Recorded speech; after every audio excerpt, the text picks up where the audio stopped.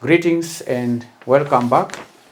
Today we turn to question 2, December 2022. The subject is meetings, compliance and administration. Question 2A reads, identify 5 parties that may petition a court to liquidate a company. 5 marks. 5 parties that may petition a court to liquidate a company. The first party, creditors. Number 2, shareholders. Number 3, directors. Number 4, registrar of companies. Then 5, contributories.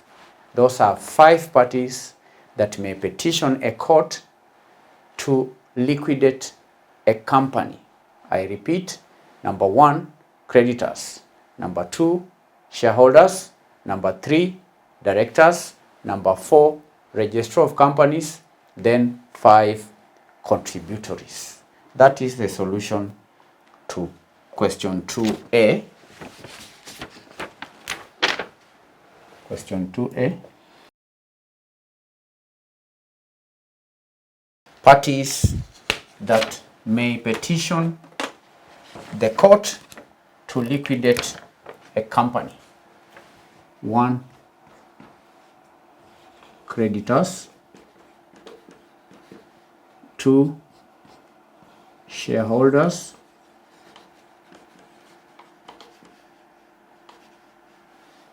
3, I mentioned registrar of companies, directors. 4, registrar of companies. 5, contributories.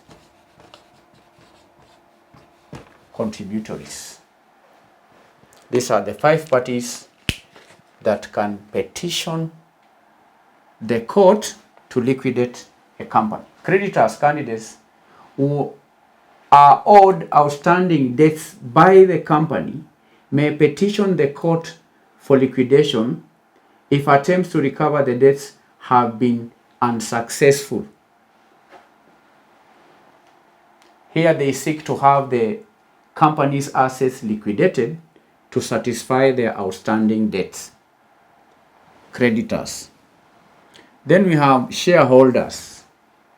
Shareholders may petition the court for liquidation if they believe that the company's affairs are being conducted in a manner prejudicial to their interests.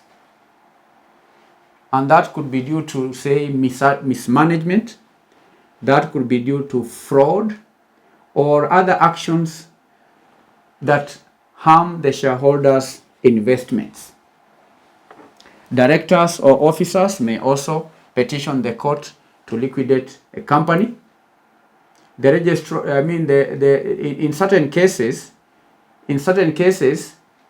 the directors or officers of the company may themselves initiate the petition for liquidation if they believe that the company is insolvent and there is no reasonable prospects of being able to bring it back. All right? Directors. If the directors feel that the company is insolvent, then they can petition the court to liquidate the company. Registrar of companies or the relevant regulatory authority overseeing companies' registrations may petition the court for liquidation if the company has failed to comply with legal requirements, such as filing annual returns, filing financial statements, or other regulatory obligations. Then lastly, we have contributories. Contributories are individuals or entities who are liable to contribute to the assets, who are liable to do what? To contribute to the assets of the company. Contributories.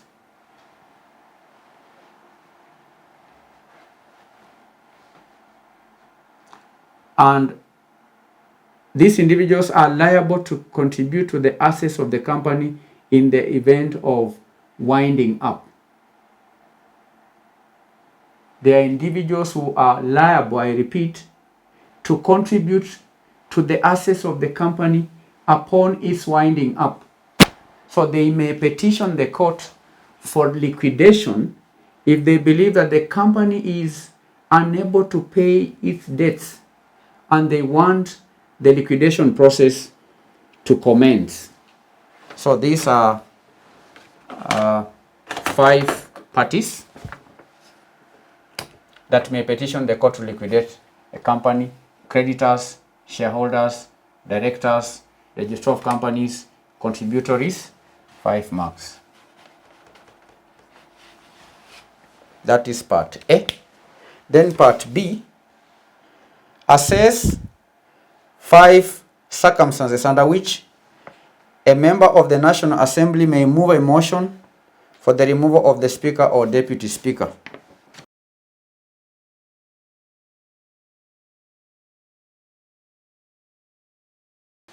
Circumstances under which a member of Parliament may move a motion to remove the Speaker or the Deputy Speaker. The first circumstance is misconduct.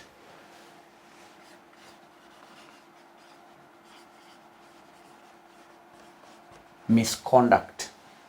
If the Speaker or Deputy Speaker is found to have engaged in serious misconduct such as corruption, abuse of power, or violation of parliamentary rules, a member of the National Assembly may move a motion for their removal. Misconduct. 2, incompetence. Incompetence. Incompetence. If the Speaker or the Deputy Speaker is deemed to be incompetent or incapable of effectively performing their duties, a motion for their removal may be initiated by a member of the National Assembly. 3, loss of confidence. Loss of confidence. If a significant number of members of the National Assembly have lost confidence in the Speaker or the Deputy Speaker's ability to lead and represent interests of the Assembly, then a motion for their removal may be proposed. 4, breach of constitutional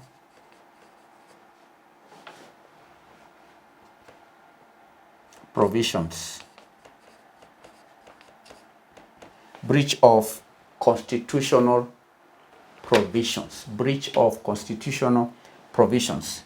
If the Speaker or the Deputy Speaker consistently fails or is found, we can say if the Deputy Speaker or the Speaker of the National Assembly is found to have violated constitutional provisions, such as the separation of powers or the rights or privileges of the National Assembly, then a motion of their removal may be proposed or may be initiated. It may be initiated. A motion for removal can be moved.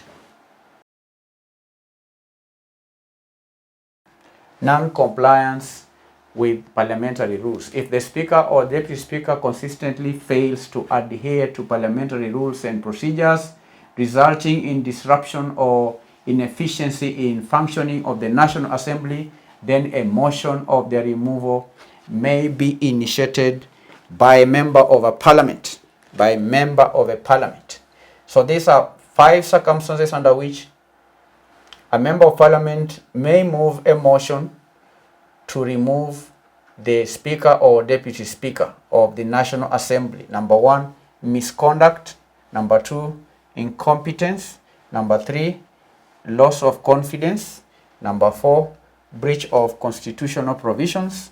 Then lastly, non-compliance with parliamentary rules. 5 circumstances, 5 marks. That is part B of question 2. Part C reads, explain 5 objections, explain 5 objectives, explain 5 objectives of insurance regulatory in your country.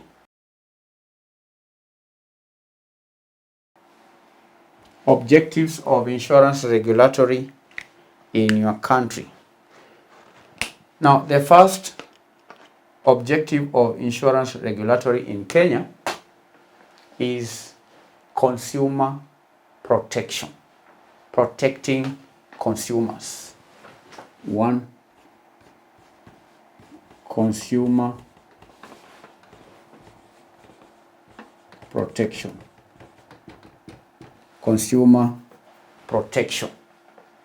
Insurance regulation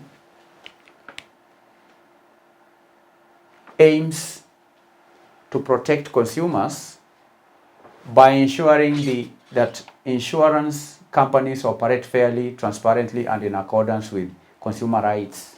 And that includes monitoring insurance practices, that includes monitoring insurance policies, and pricing, insurance pricing, to prevent fraud, misleading advertising, as well as unfair treatment of the policy holders.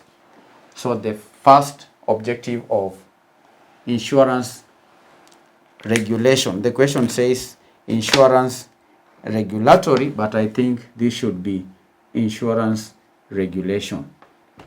The question says regulatory, but let's change it to objectives of insurance regulation. Now, the second objective of insurance regulation is financial stability. That's yet another objective of insurance regulation. Insurance regulation seeks to maintain the stability of the insurance industry and protect policyholders' interests by monitoring the financial soundness and solvency of insurance companies. And that involves setting capital requirements, conducting financial audits, and also implementing risk management frameworks.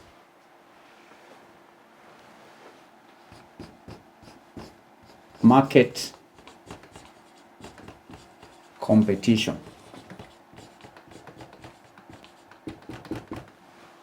Market competition. Insurance regulation promotes what we call competitive insurance markets. By doing what? By preventing anti-competitive practices, ensuring a level playing ground or field for insurers. It involves monitoring market concentration. It involves prohibiting unfair trade practices. It may also involve promoting market entry and innovation. That is how insurance regulation manages market competition. 4, the fourth objective is in relation to the policy holders.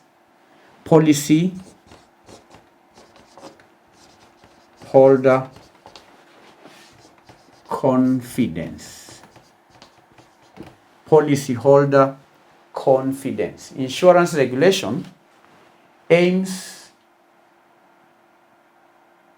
to instill confidence. It aims to instill confidence in the industry.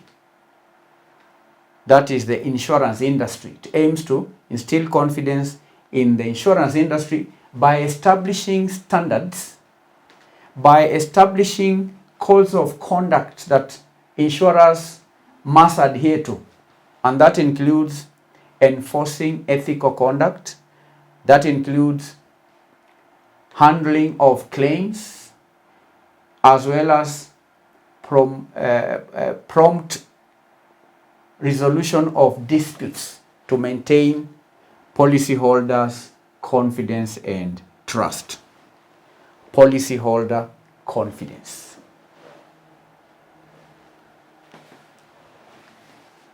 Number 5, we are discussing the objectives of insurance regulation in Kenya. Compliance.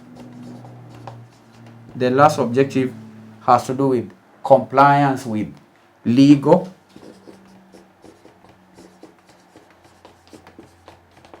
and regulatory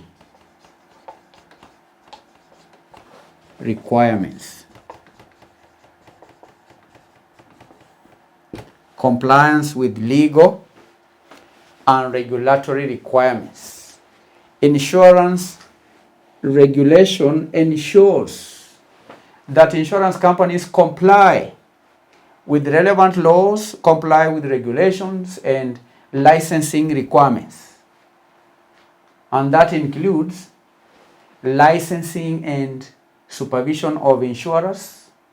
It may also include approval of insurance products and enforcement of compliance with anti-money laundering and fraud prevention measures. So these are 5 objectives of insurance regulation in Kenya. 1, consumer protection. 2, financial stability. 3, market competition. 4, policyholder confidence. And lastly, compliance with legal and regulatory requirements. 5 marks. That is part C. Then part D, highlight 5 details contained in the register of directors.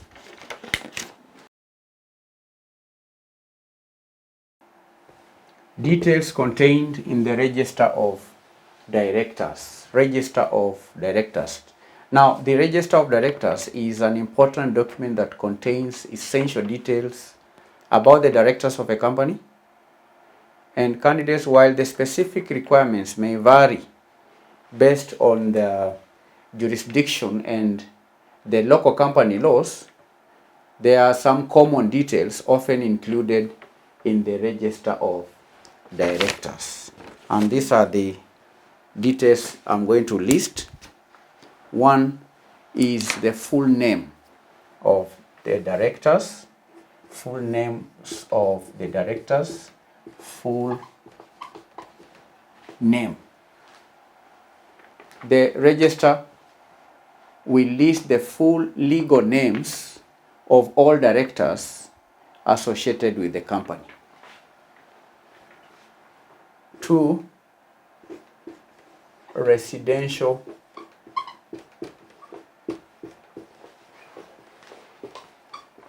address.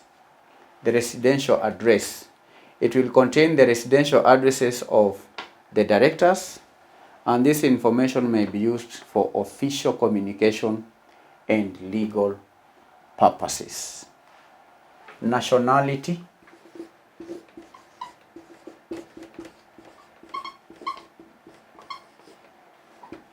Nationality. The nationality of each director is typically recorded in the register of directors. 4, date of birth. The date of birth of each director is included in the register. This helps to uniquely identify individuals with similar names. The date of birth can be used to uniquely distinguish the directors with similar names. Date of appointment, number 5. Date of appointment. The date of appointment. The register will note the date on which each director was appointed to the position. Why? Because it helps to track the tenure and changes in the directorships over time. If the date of appointment is known, then it's possible to tell the tenure of each director. So these are some of the details contained in the register of directors: full names, residential addresses, nationalities, date of birth, and date of appointment. 5 marks. 5 marks. So 5 plus 5 plus 5 plus 5 is equal to 20 marks. That's how to score 20 marks in meetings, compliance, and administration paper. We've done question number 2, December 2022. In our next session, we will answer question number 3. Thank you. Bye-bye.